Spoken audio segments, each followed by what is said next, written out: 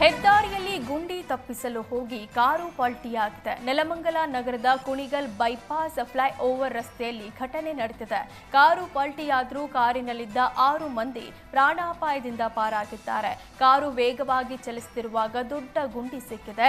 ಗುಂಡಿ ತಪ್ಪಿಸಲು ಕಾರಿನ ಸ್ಟೇರಿಂಗ್ ತಿರುಗಿದಾಗ ನಿಯಂತ್ರಣ ತಪ್ಪಿದೆ. ನೆಲಮಂಗಲ ಸಂಚಾರಿ ಪೊಲೀಸ್ ಠಾಣೆಯಲ್ಲಿ ದೂರು ದಾಖಲಾಗಿದೆ.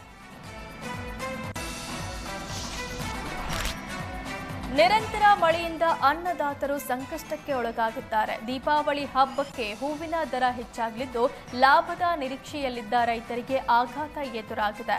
5-6 ಎಕರೆಯಲ್ಲಿ ಸೇವಂತಿಗೆ, ಚೆಂಡು ಹೂ ಬೆಳೆಯಲಾಗಿತ್ತು. ಆದರೆ ಮಳೆಯಿಂದ ಕೊಳೆ ರೋಗಕ್ಕೆ ಸೇವಂತಿ ಹೂ ಸಂಪೂರ್ಣ ಹಾಳಾಗಿದೆ. ಚಿತ್ರದುರ್ಗ ತಾಲೂಕಿನ ಸಜ್ಜನಕೆರೆ ಗ್ರಾಮದ ರೈತ ಬೆಳೆ ಕಳೆದುಕೊಂಡು ಕಣ್ಣೀರು ಹಾಕ್ತಿದ್ದಾರೆ. ಬಿಟ್ಟು ಬಿಡದೆ ಮಳೆ ಸುರಿಯುತ್ತಿರೋದ್ರಿಂದ ಚಾಮರಾಜನಗರದ ದಿಂಬಂ ಘಾಟ್ನಲ್ಲಿ ಮಣ್ಣು ಕುಸಿತಗೊಂಡಿದೆ. ರಸ್ತೆಗೆ ಕುಸಿದಿರುವ ಮಣ್ಣಿನಿಂದ ಸಂಚಾರ ಅಸ್ತವ್ಯಸ್ತಗೊಂಡಿದೆ.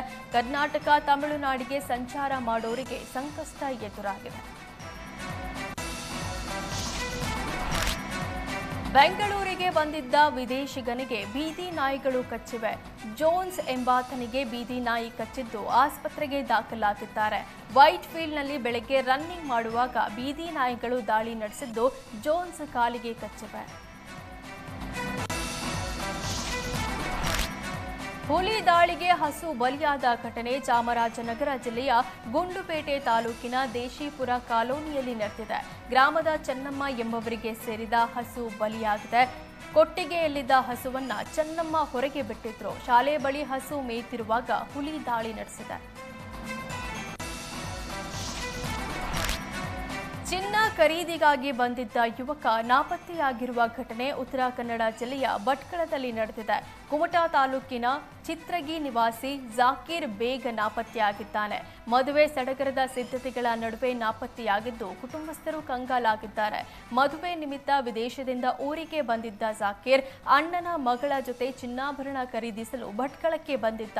ನೂರಪಳ್ಳಿ ಮಸೀದಿಯಲ್ಲಿ ನಮಾಜ್ ಮುಗಿಸಿದ ನಂತರ ನಾಪತ್ತೆಯಾಗಿದ್ದಾನೆ. ಭಟ್ಕಳ ಶಹರ ಪೊಲೀಸ್ ಠಾಣೆಯಲ್ಲಿ ನಾಪತ್ತೆ ಕುರಿತು ದೂರು ದಾಖಲಾಗಿದ್ದು ಪೊಲೀಸರು ಶೋಧ ಕಾರ್ಯ ನಡೆಸುತ್ತಿದ್ದಾರೆ.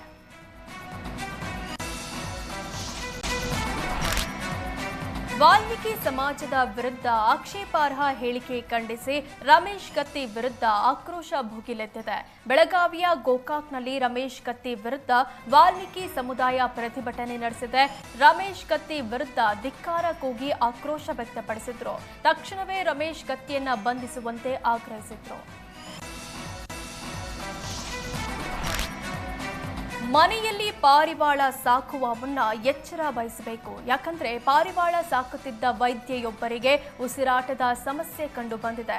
ಕಳೆದ 2 ವರ್ಷಗಳಿಂದ ವೈದ್ಯೆಗೆ ಉಸಿರಾಟದ ತೊಂದರೆ ಕಾಣಿಸಿದ್ದು ಶ್ವಾಸಕೋಶ ಸಮಸ್ಯೆ ಸೇರಿದಂತೆ ವಿವಿಧ ಕಾಯಿಲೆ ಬಂದಿರುವ ಸಾಧ್ಯತೆ ಇದೆ. ಪಾರಿವಾಳಗಳಿಗೆ ಫೀಡಿಂಗ್ ಮಾಡ್ತಿದ್ದ ವೈದ್ಯೆ ಆಸ್ಪತ್ರೆಯಲ್ಲಿ ಚಿಕಿತ್ಸೆ ಪಡೆದಿದ್ದಾರೆ. ಪಾರಿವಾಳ ಸಾಕಿದ್ರೆ ನ್ಯೂಮೋನೈಟಿಸ್ ಬರುವ ಆತಂಕವಿದೆ. ಹೀಗಾಗಿ ಈಗಾಗಲೇ ಪುಣೆ, ಮುಂಬೈನಲ್ಲಿ ಪಾರಿವಾಳ ಸಾಕಾಣಿಕೆ ಬ್ಯಾನ್ ಮಾಡಲಾಗಿದೆ.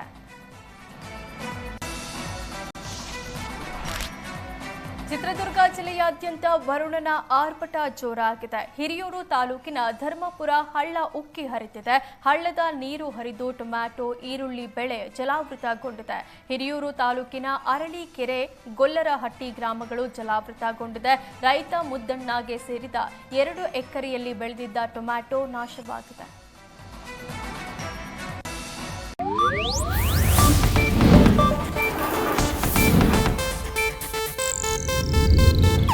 ಇದು ಏಷ್ಯಾನೆಟ್ ನ್ಯೂಸ್ ನೆಟ್ವರ್ಕ್ ಪ್ರಸ್ತುತಿ.